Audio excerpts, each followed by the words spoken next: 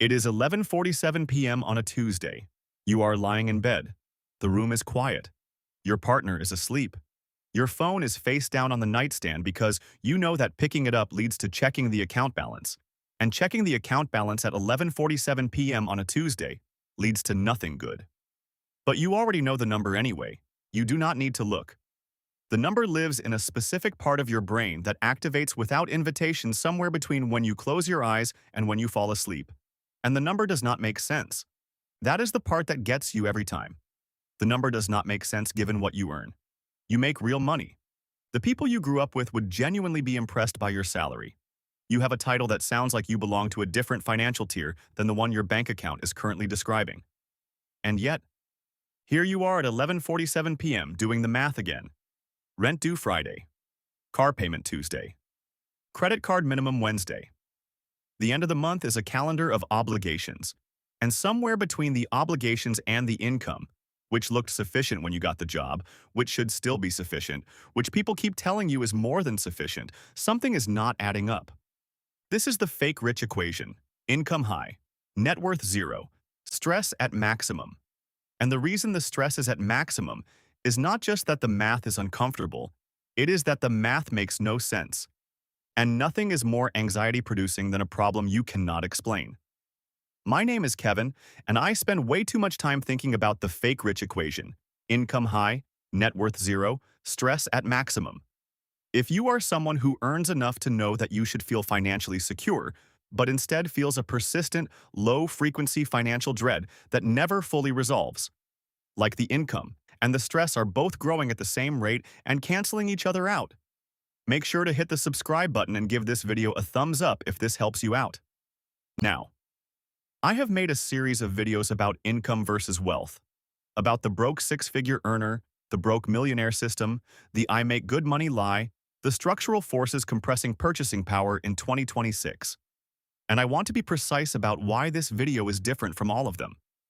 Those videos were about how the gap between income and net worth forms. They were about the mechanisms, the spending patterns, the identity anchors, the structural costs, the performance architecture that builds the gap piece by piece. This video is about what the gap does to you once it exists, about the specific, documented, physiological, and psychological cost of living in the fake rich equation, about why the stress of being income rich and asset poor is not just unpleasant but is itself. And this is the insight I want you to carry out of this video, a financial mechanism that actively makes the equation worse. The stress is not a side effect of the gap. The stress is a driver of the gap. And understanding that loop is the most important financial insight most people at this income level have never encountered. Let me start with the data that most people in this situation have never seen about themselves. A 2025 Harris Poll survey found that 64% of six-figure earners say their income is not a milestone for success. It is the bare minimum for staying afloat. 64%. Nearly two-thirds of people earning over $100,000 per year describe themselves as surviving, not thriving. And the same survey found that people earning over $200,000, the top 4% of American earners, have resorted to tactics usually associated with financial desperation. 50% have used buy now, pay later plans for purchases under $100. 46% rely on credit cards to make ends meet. 49% have skipped social events to avoid splitting a check. 48% have pretended a payment app was not working to dodge a transaction. These are not the behaviors of people who are building wealth. These are the behaviors of people who are managing the appearance of financial stability while privately running out of runway. And the stress of maintaining that gap, between the appearance and the reality, between the income and the net worth, between how things look and how things feel at 11:47 p.m., is not a secondary symptom. It is the core of the equation. Here is what most people don't realize about financial stress at a high income level. It is categorically different from financial stress at a low income level. And it is in some ways more psychologically damaging. When you have a low income and genuine financial hardship, the cause and the solution are both visible. The problem is the gap between income and expenses. The solution is more income, fewer expenses, or both. It is painful and real, but it is diagnosable. When you have a high income and financial stress, the cause is invisible because the income should be solving the problem and visibly is not. The stress has no explanation that your income permits. You cannot say I am broke because you objectively are not broke. You cannot say I cannot afford this because by any reasonable standard you can afford it. And so the stress lives without language, without justification, without a story that makes it acceptable to feel. This particular form of financial stress, high income, invisible problem, unexplainable anxiety, is documented to produce what researchers call cognitive resource depletion. The mental energy spent running the internal calculation, I earn this much, I should have this much more. Where is it? Why does it keep being not there? Consumes working memory, reduces decision-making quality, and impairs the executive function required to actually solve the problem. The stress of not understanding the gap consumes the mental bandwidth that would be needed to diagnose and close it. Here is the analogy that makes this clear. Imagine you have a car that runs on a full tank of gas every Monday morning. By Wednesday, the tank is always empty. You do not understand why. You are not driving more than usual. You are not stopping at gas stations more often than you can account for. But every Wednesday, the needle is on empty. The anxiety of that invisible drain consumes you. And because it consumes you, because you are spending cognitive resources on the mystery rather than on your work, your relationships, your financial planning, the Wednesday problem never gets solved. The stress is not just unpleasant, it is functionally preventing the solution. This is where it gets really interesting, because the stress does not just prevent the solution. In a specific and well-documented way, the stress actively produces more of the problem. Research on financial stress and spending behavior consistently documents what behavioral economists call stress-driven consumption. When humans experience chronic anxiety, including financial anxiety, the brain activates its reward-seeking system as a coping mechanism. Spending produces a measurable dopamine response. The purchase of something, anything, delivers a brief, real, felt reduction in anxiety. It is not irrational, it is physiological. The brain is doing exactly what it was built to do: seek relief from a threat through available reward mechanisms. The result is a behavioral pattern that looks, from the outside, like poor financial discipline.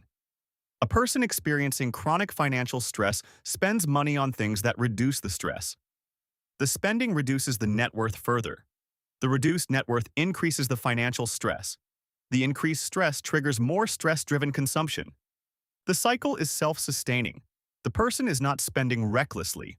They are spending pharmaceutically. Using consumption as a stress management tool in the absence of any other available mechanism. According to a 2024 Bankrate survey, 47% of Americans say money has a negative impact on their mental health. But here is the figure that matters for this specific video. The people most likely to report stress-driven spending, spending to cope with financial anxiety, are not the people with the least money. They are the people with the most to lose and the least margin to lose it. High earners in the fake-rich equation are the highest risk group for the stress consumption stress loop precisely because the gap between their income and their net worth produces a specific form of cognitive dissonance that low-income financial stress does not. Low-income financial stress is, I do not have enough. High-income financial stress is, I have enough and somehow it is not enough and I do not understand why. The second form is psychologically more destabilizing because it attacks the competent self-image. The person who earns well and still cannot build wealth has to either acknowledge the gap, which threatens identity, or deny it, which requires ongoing cognitive work. Both options are exhausting, and exhaustion fuels the stress loop. Now let me show you what the stress loop actually costs in dollar terms. Because I want this to be concrete, not theoretical. The stress consumption cycle for a person in the fake-rich equation typically manifests in three specific spending patterns. Pattern 1. The retail therapy purchase. An average transaction of $80 to $200 occurring approximately 3 to 5 times per month as a direct response to stress peaks. The 11 p.m. Amazon browse. The impulsive lunch upgrade. The clothing item authorized during a bad week. Conservatively, $300 per month in stress-driven discretionary spending. Over 20 years invested at 7%, approximately $175,000. Pattern 2. The convenience premium under stress. When cognitive resources are depleted by financial anxiety, the brain defaults to the path of least resistance. Convenience spending increases dramatically under stress. More delivery orders, more ride shares, more pre-made meals, more outsourced tasks. Research on decision fatigue shows that people who carry high cognitive loads from persistent anxiety make consistently less efficient financial decisions throughout the day. The stress-related convenience premium for a typical high-income earner averages $200 to $400 per month. Over 20 years invested at 7%, approximately $115,000 to $230,000. Pattern 3. The golden handcuff acceleration. Here is the most expensive cost of the stress loop and the one almost nobody talks about. When financial stress is driven by a gap between income and net worth, the most common protective response is to increase the income rather than reduce the gap. Seek the promotion. Take on extra work. Never leave the high-paying job even when it is destroying health, relationships, and well-being. Because the lifestyle has been built around the income, and any reduction in income makes the gap immediately visible and catastrophic. This is what financial professionals call the golden handcuff effect. And nearly one-third of six-figure earners report being financially stretched, struggling, or drowning, according to a 2025 Harris poll, while simultaneously being unable to take any career risk, any sabbatical, any pause, any reduction in hours, any path change, any decision that would require even temporarily lower income. Because the lifestyle cannot absorb it. Because the net worth cannot cushion it. Because the gap between the income and the actual owned assets leaves zero tolerance for any disruption. The golden handcuffs are the most expensive item in the fake rich equation's budget. Not in dollars directly. In options forfeited. In years spent in jobs that are wrong. In career paths not taken. In health costs from sustained high-stress employment. In the opportunity cost of a life built around maintaining an income level rather than building a position from which the income is optional. Here is what most people don't realize about the equation in total. Income high plus net worth zero equals maximum stress does not just produce anxiety. It produces a specific kind of trap. A person with high income and zero net worth is financially fragile in a way that a person with moderate income and real assets is not. 1 month of missed income, one layoff, one medical event, one involuntary career disruption exposes the gap entirely. The car payment, the rent, the credit card minimums, the lifestyle that was calibrated against continuous high income rather than against owned assets that generate their own cash flow. The income stops and the entire architecture collapses, often within 60 to 90 days. According to Vantage Score data from early 2025, the delinquency rate among borrowers earning more than $150,000 per year has risen 130% over the preceding 2 years. 130%. Not because they lost their jobs. Because the high income was committed entirely to high fixed expenses, and the moment any financial turbulence arrived, there was no net worth buffer to absorb it. The income was high. The margin was zero. The fragility was complete. So here is what you actually do about this. And I want to be precise because the action steps here are different from the action steps in any other version of this topic. Step 1. Name the loop. Before any financial strategy, name what is actually happening. The fake rich equation is a feedback loop.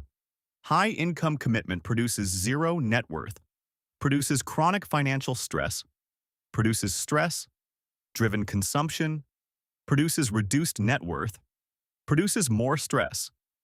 The loop cannot be broken by working harder or earning more, because the loop will consume the additional income the same way it consumed all previous additional income. The loop is broken by reducing fixed income commitments, not by increasing variable income. This is the opposite of what the stressed brain wants to do, which is exactly why naming the loop is the first step. Step 2. Calculate your financial fragility number. This is the number of months you could maintain your current obligations if your income disappeared tomorrow. For most people in the fake rich equation, this number is 2 months or less. The fragility number makes the problem concrete. You are not broke. You are fragile. And fragility is something that can be measured and systematically addressed. Step 3. Build a minimum viable runway before addressing anything else. A 3-month liquid emergency fund. Not invested, not tied up in retirement accounts, just liquid cash. Sitting in a high-yield savings account is the single most effective stress reduction tool in the fake-rich equation. Not because it makes you wealthy, but because it interrupts the golden handcuff dynamic. The person with 3 months of liquid runway can make career decisions that the person with 0 runway cannot. They can leave the wrong job, take the risk, negotiate without desperation. The emergency fund is not just financial preparation. It is a psychological intervention that directly addresses the anxiety that drives the stress loop. Step 4. Reduce one fixed commitment specifically to create breathing room, not to save money. The distinction matters. This is not a frugality exercise. This is a stress reduction exercise. Identify the single highest fixed cost in your budget that is commitment-driven rather than value-driven. The car lease rather than the car you would genuinely choose. The apartment tier that is priced against your gross salary rather than your take-home. The subscription portfolio that has never been audited. Reduce that one item. Redirect the difference automatically to the emergency fund. The goal is not the redirected dollars. The goal is the subjective experience of having margin. Margin feels different neurologically than having money. Margin is the condition under which good financial decisions become possible. Step 5. Track net worth monthly and income monthly on the same dashboard. Put both numbers in the same place, visible at the same time. Because the fake-rich equation persists partly because people monitor income very carefully. They know their salary to the dollar, and almost never look at net worth. If your income is going up and your net worth is flat or declining, something is systematically wrong and you cannot afford to not see it. Net worth trending upward even modestly is the most reliable signal that the loop is being broken. Net worth flat while income grows is the loop running at full efficiency. Make the loop visible. Here is what I want to leave you with. You are lying in bed at 11:47 p.m. running the numbers, not because you are bad with money. You are running the numbers because the numbers produce stress, and stress activates the brain's problem-solving circuits, which run in the background without your consent. You cannot turn them off. You can only give them a real problem to solve rather than a loop to run. The fake-rich equation is not a spending problem. It is a structural problem that has a stress cost, and the stress cost has a financial cost, and the financial cost produces more stress. The loop is real, and it is running right now in millions of people who earn well, sleep poorly, and cannot explain why the math never works out the way it should. The explanation is the loop. The solution is breaking one link of it, not all of them. 1. The emergency fund. The reduced fixed commitment. The monthly net worth check. One structural change that gives the brain evidence that something is different. That the loop has been interrupted. That the 11:47 p.m. calculation is heading somewhere new. Do that this week. One thing. One link. Drop in the comments what time you typically run the numbers at night and which step you are going to start with. And if you know someone who earns well, looks fine, and is quietly running this equation, share this with them today. I'm Kevin. Break one link. The whole loop changes. I'll see you in the next one.